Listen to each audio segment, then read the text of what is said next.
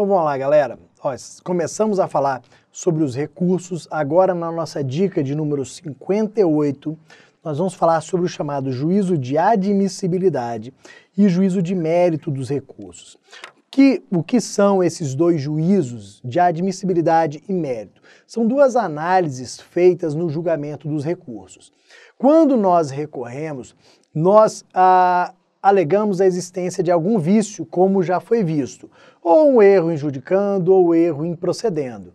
Então a parte recorrente alega um dos vícios. Só que antes do Poder Judiciário analisar se esse vício existe ou não, ele analisará se foram preenchidos ou não os requisitos para a própria utilização do recurso.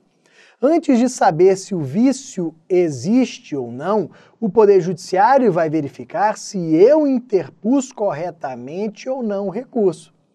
Um exemplo bem simples, eu tenho que interpor o recurso no prazo adequado. Então o recurso de apelação tem que ser interposto no prazo de 15 dias. Antes do Poder Judiciário alegar se eu tenho ou não razão no que eu alego no recurso de apelação, ele vai analisar se o recurso de apelação foi interposto dentro ou fora dos 15 dias. Então, primeiro, o recurso passa por uma análise, que é a análise de admissibilidade. Vamos ver se o recurso vai ser admitido ou não. Ele será admitido se estiverem presentes esses requisitos de admissibilidade, requisitos para a utilização do recurso. Se ele passa por essa primeira análise, por esse primeiro filtro, ele vai para o segundo, que é o chamado juízo de mérito. Vamos ver se Bruno realmente tem razão quando alega que não deveria ter sido condenado. Então, na sequência, a gente pode até colocar assim, ó. Na sequência, eu tenho o juízo de admissibilidade como esse primeiro filtro. Se ele for positivo, se estiverem presentes todos os requisitos, aí nós vamos para o juízo de mérito. Esse juízo de admissibilidade, nele serão analisados os pressupostos de admissibilidade. E aí, dentre eles, nós temos tempestividade, cabimento, que é a análise se Bruno interpôs o recurso certo ou não. O preparo, que nós vamos falar daqui a pouquinho, que é o pagamento das custas, é onde entra o dinheiro que eu tenho que pagar para que o recurso seja recebido. Tem a questão da legitimidade, saber se Bruno pode interpor recurso ou não, dentre outros. Então esses são requisitos de admissibilidade, pressupostos de admissibilidade. Esse juízo de admissibilidade, ele pode ser positivo ou pode ser negativo. Se estiverem presentes todos os pressupostos, o juízo será positivo, fazendo com que a análise passe ao mérito, ou seja, conduzindo o processo para o julgamento de mérito. Só que pode ser também negativo. Ausente qualquer pressuposto de admissibilidade, pode ser um só, ausente qualquer pressuposto de admissibilidade, o recurso será inadmitido, o juízo será negativo. Isso quer dizer que o mérito dele não será julgado. Então, se o Bruno errou em relação ao prazo para a interposição do recurso, se o Bruno interpôs o recurso fora do prazo, nada do que ele alegou será analisado. O mérito do recurso não será analisado. Só que o que eu coloquei aqui ainda para a gente? Esses pressupostos de admissibilidade, eles são considerados normas de ordem pública. Ou seja, a presença deles interessa sobretudo ao Estado. Logo, o juiz vai analisar de ofício a presença ou ausência deles. Então, digamos o seguinte, o Bruno interpôs o recurso fora do prazo.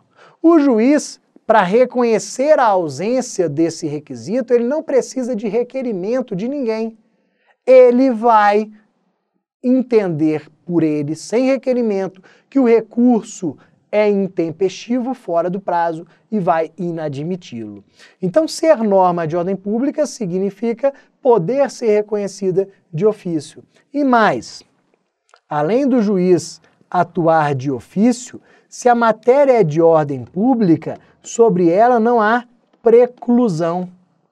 Vamos a um exemplo. O Bruno interpôs o recurso fora do prazo, intempestivo. Só que na primeira análise o juiz não percebeu esse erro, admitiu o recurso e começou no seu procedimento. Logo mais, o juiz pode verificar que o recurso é intempestivo e inadmiti-lo. Vejam que no primeiro momento o juiz admitiu, depois ele pode inadmitir. O fato dele ter aceito o recurso não o impede de negá-lo depois. Então, recebi, entendo que são presentes todos os pressupostos. Depois verifico, não, falta um pressuposto aqui. Eu inadmito o recurso. Então, o juiz pode conhecer de ofício e não há preclusão em relação a essa matéria. Chegando aqui a nossa dica 59. Essa dica 59 vai fazer menção a um pressuposto de admissibilidade específico, que é o preparo. Falei para vocês que o preparo é o pagamento das custas para o recurso.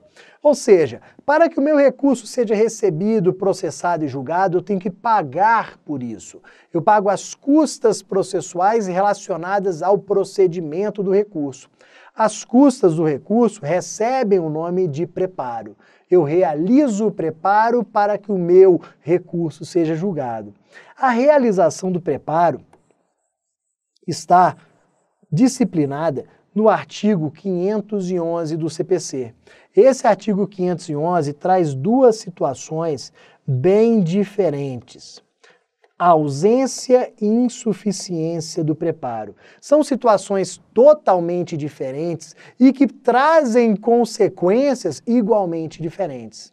Uma coisa é não ser feito o preparo. Cadê o preparo? A parte esqueceu. Cadê o pagamento? Não foi feito. Uma coisa é a ausência, quando não há pagamento de qualquer valor a título de preparo. A outra situação totalmente diferente é a insuficiência. Foi feito o preparo, mas num valor a menor, num valor insuficiente. A consequência também vai ser diferente. Vamos a essas consequências. A ausência, ela acarreta a deserção do recurso. O recurso vai ser considerado deserto. Então, a ausência de preparo faz com que o recurso seja deserto, faz com que ocorra a deserção. A deserção faz com que o juízo de admissibilidade seja negativo. Ou seja, o recurso não será admitido pelo Poder Judiciário. E olha o que acontece, pessoal. Não há a ideia aqui de oportunizar à parte o preparo posterior. Não. A parte errou, esqueceu de realizar o preparo, ela não terá uma segunda chance. Nada como a emenda, nada disso. Não fez preparo, já era recurso deserto, recurso inadmitido, recurso rejeitado. Situação diferente é a insuficiência do preparo. Então, digamos que o preparo do meu recurso seria de R$100 e eu fiz o pagamento de 70. Opa, eu tenho uma insuficiência. Aqui, qual é a regra diferente? Se nós pegarmos o parágrafo 2º do 511, nós vamos ver que o juiz tem que intimar a parte, intimar o recorrente, para que ele complemente. Então vai intimar o recorrente para que o valor seja complementado. Pô, aqui já está totalmente diferente. Na insuficiência, eu intimo o recorrente para complementar. Ele tem 5 dias para complementar. Se ele complementa, fica tudo o quê? Positivo, tudo ok. O recurso vai ser admitido. Se ele não complementa, aí o que acontece? Aí eu tenho deserção. Então, na ausência, deserção direto. Recurso inadmitido direto. Na ausência, não cabe aqui a intimação para realizar o preparo depois. Na insuficiência, primeiro, o juiz intima para a complementação em 5 dias. Tem que intimar. Quem errou e fez o preparo insuficiente tem direito a ser intimado para complementar. Então, intima a parte recorrente para complementar em 5 dias. Complementou, tudo ok, admite-se o recurso. Não complementou, inadmite-se o recurso por deserção. Tomem cuidado aqui com essa complementação. Isso é importante para as provas, para as questões sobre recursos. Seguindo, pessoal, ainda sobre recursos, na dica 60, nós vamos falar também sobre 2 situações que são bem parecidas e que muitos acabam confundindo. Desistência do recurso e renúncia ao recurso. 2 situações parecidas, mas diferentes, que não podem ser confundidas. Desistência do recurso. Eu desisto de recurso já interposto. Ou seja, interpus o recurso hoje, vou lá amanhã e desisto do mesmo. Ele já foi interposto e eu vou desistir dele. Renúncia ao recurso. Eu renuncio antes da interposição dele. Ou seja, eu abro mão da possibilidade de interpor recurso, de recorrer. A sentença foi proferida. Condeno o Bruno ao pagamento de 50 mil reais. Eu vou ao processo e falo, renuncio ao recurso. Abro mão do recurso. Recurso já foi interposto? Não. Porque quando o recurso já foi interposto, eu desisto do recurso. Ok, pessoal? Não vamos confundir. Agora, existe uma regra que é exaustivamente cobrada nos concursos, que é a mesma para as 2 situações. Regras que estão nesses 2 artigos. Esses 2 artigos vocês podem amarelar aí no código de vocês, podem passar marca-texto, passar tudo, fazer coração, fazer tudo aí. Os meninos façam uma caveira nele, as meninas um coração, mas destaque aí, porque esses 2 vivem caindo nos concursos. Olha o que acontece, um fala de desistência, outro fala de renúncia, mas a consequência é absolutamente a mesma. Eu interpus o recurso, você é a outra parte. Eu o recorrente, você é o recorrido. Eu quero desistir do meu recurso. Eu tenho que perguntar alguma coisa para você? Não. Eu preciso do seu consentimento? Não. Proferida a sentença, me condenando a pagamento de 50 mil reais, eu quero renunciar ao recurso. Eu preciso perguntar se você concorda? Não. Eu preciso do seu consentimento? Não. Não há. Então, não há necessidade de consentimento. Coloquei, ausência de consentimento da parte contrária. Por que eu não preciso perguntar nada para a parte contrária para desistir do recurso ou renunciar ao recurso? Porque com a desistência ou a renúncia, a outra parte não vai ter prejuízo nenhum. Muito pelo contrário. Renuncio ao recurso, a outra parte vai falar, nossa, que bom, graças a Deus, menos um para recorrer. Se eu interpus o recurso e vou desistir dele, o que a outra parte vai fazer? Vai rir. Nossa, que bom que ele desistiu do recurso. Então a decisão vai ser mantida do jeito que está. Ou seja, tanto na renúncia quanto da desistência, eu não tenho situação maléfica para outra parte, eu não tenho possibilidade de gerar prejuízo para outra parte. Por isso que não há necessidade de consentimento. Gravem esses 2 dispositivos para a sua prova, porque é muito provável que isso caia, que você encontre essa questão lá no dia da prova, acerte e lembre de mim, ok? Toma cuidado com isso. Ainda sobre recursos, dica 61, efeitos dos recursos. Coloquei 5 efeitos dos recursos aqui. Devolutivo, suspensivo, translativo, substitutivo e obstativo. O que são os efeitos dos recursos? São consequências dos recursos. A interposição dos recursos gera algumas consequências, alguns efeitos. Vamos primeiro, para o efeito devolutivo. Esse efeito aqui, galera, todo recurso possui. Todo recurso possui, sem exceção. Efeito devolutivo.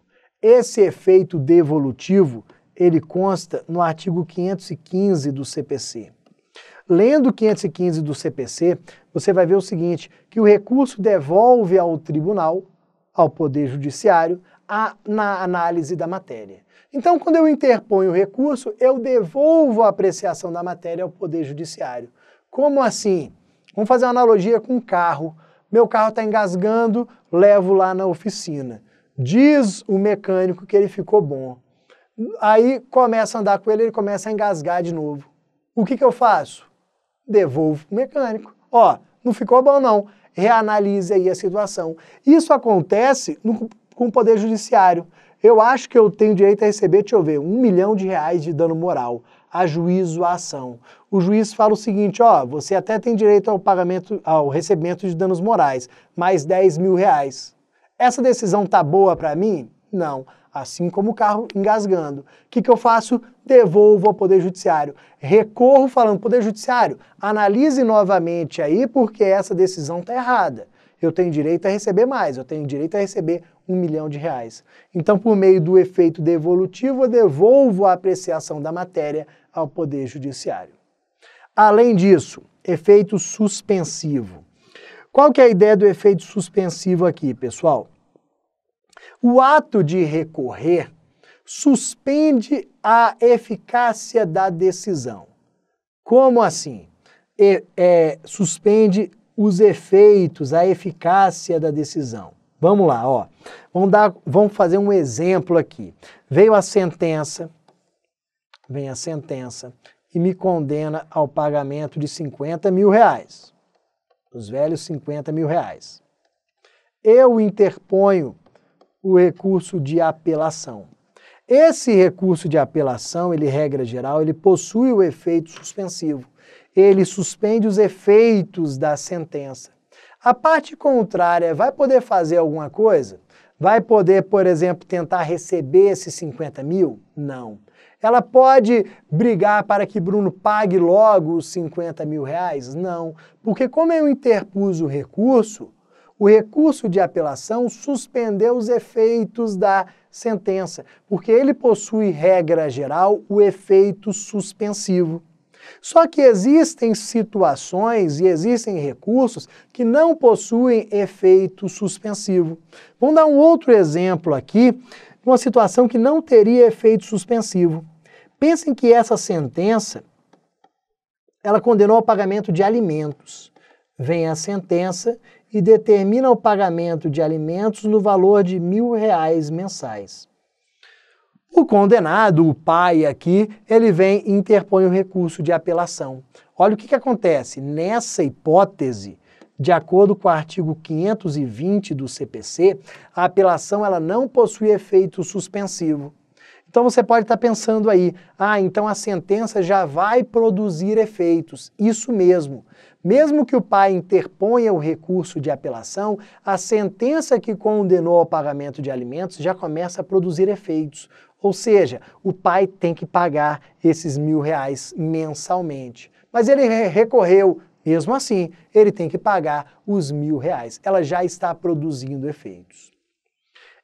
Já o efeito translativo, qual que é a ideia aqui do efeito translativo? O efeito translativo, nós vamos colocar aqui, que ele está relacionado às normas de ordem pública. As normas de ordem pública. Nós já colocamos em outra dica para trás, que as normas de ordem pública, elas podem ser conhecidas de ofício pelo juiz e sobre elas não há preclusão, não incide a preclusão. Um exemplo é a litispendência, a coisa julgada, a conexão, a perempção, são matérias que interessam ao Estado e mesmo que não haja requerimento pedido, o juiz vai poder conhecer de ofício. E lembra, se o juiz não reconheceu a existência de litispendência num primeiro momento, ele vai poder reconhecer depois. Se a parte não alegou a litispendência no início, ela vai poder alegar depois, porque não há preclusão.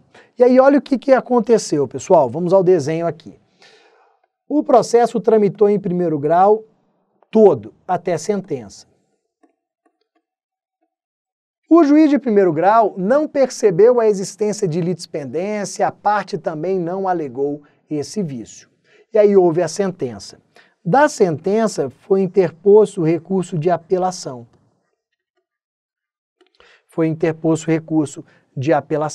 Chegando no tribunal, lá no TJ, esse recurso de apelação foi para ser julgado. Nesse recurso, ninguém falou de litispendência também não. Ninguém. A parte recorreu, mas nem tocou no tema litispendência. Os desembargadores, quando estavam analisando o processo como um todo, para saber se a sentença estava certa ou errada, perceberam a litispendência. Os desembargadores foram os primeiros a perceberem a existência de litispendência. Será que eles podem conhecer de ofício e extinguir o processo? Podem. Por quê?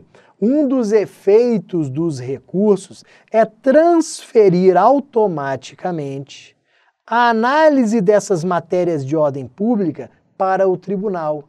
Isso é o efeito translativo. O efeito translativo faz com que essas matérias de ordem pública elas sejam transferidas ao tribunal automaticamente.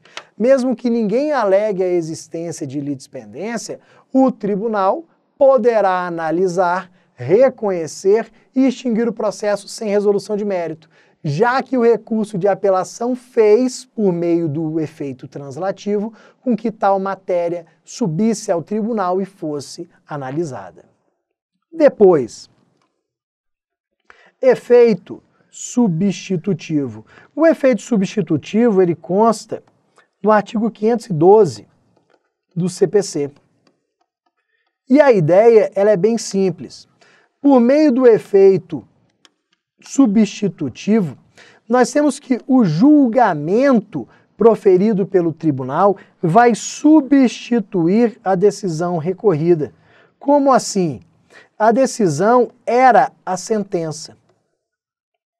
Com o julgamento do recurso de apelação, a sentença é substituída pelo acórdão que julgou a apelação. Então a sentença ela é substituída pelo acórdão, que é a decisão que julgou o recurso de apelação.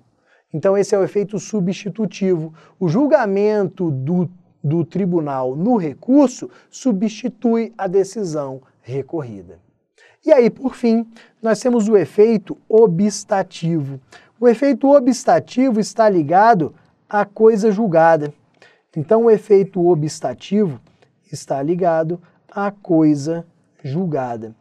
Olha o que acontece pelo próprio nome.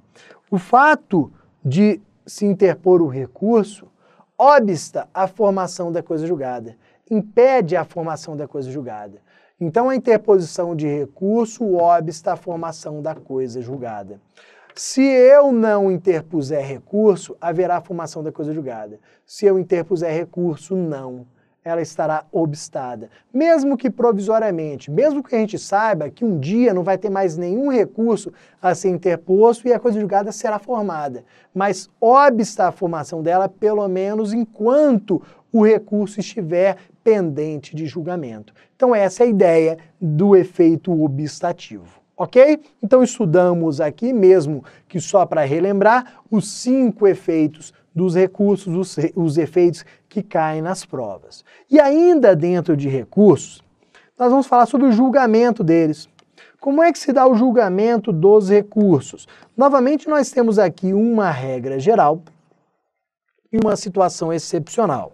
A regra geral eu falei lá atrás, quando nós falamos sobre acórdãos. Eu até falei o seguinte, ó, não vou falar da exceção aos acórdãos nesse momento, porque lá na frente isso será visto. E aí chega aqui o momento.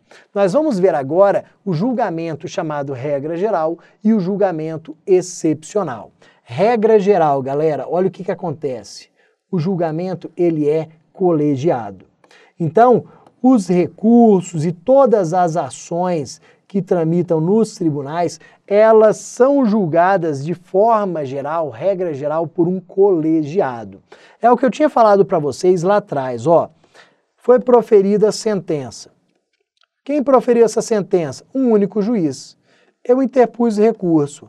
Esse recurso no tribunal, ele vai ser julgado por pelo menos 3 desembargadores. Um colegiado que vai analisar se aquela sentença está correta ou não. Uma turma daquele tribunal, composta por pelo menos 3 desembargadores, analisará o recurso. Essa é a regra geral, e quando o colegiado julga, ele profere um acórdão. É o nome da decisão, acórdão. Demonstra que houve um julgamento colegiado naquele tribunal. E qual é a exceção, galera? A exceção consta aqui, ó. Decisão monocrática, julgamento monocrático. Excepcionalmente, os recursos podem ser julgados por decisão monocrática, por um só membro do tribunal, por um só desembargador, por um só ministro. Então imagina o seguinte, ó, quem proferiu sentença, um só juiz. Interpus recurso de apelação. Excepcionalmente, esse recurso de apelação pode ser julgado por um único desembargador. O desembargador que será chamado de desembargador relator. Então a decisão monocrática ela é proferida pelo desembargador relator, pelo ministro relator. Esse relator, a gente fala que é o principal julgador do recurso. Por quê? Ele que conduz o recurso até o seu julgamento. Quem é o relator aí mais conhecido recentemente? O Joaquim Barbosa, que foi o relator da ação penal do Mensalão. Ele, Joaquim Barbosa, na qualidade de relator, é que conduziu a ação penal do Mensalão até o seu julgamento. Claro que lá é uma ação penal, mas a ideia é absolutamente a mesma. Esse relator do recurso, ele é o principal porque ele conduz. Só que, regra geral, ele conduz para o julgamento colegiado. Na exceção, ele mesmo julga sozinho. Quando é que ele vai poder julgar sozinho, monocraticamente? Nas hipóteses do artigo 557 do CPC.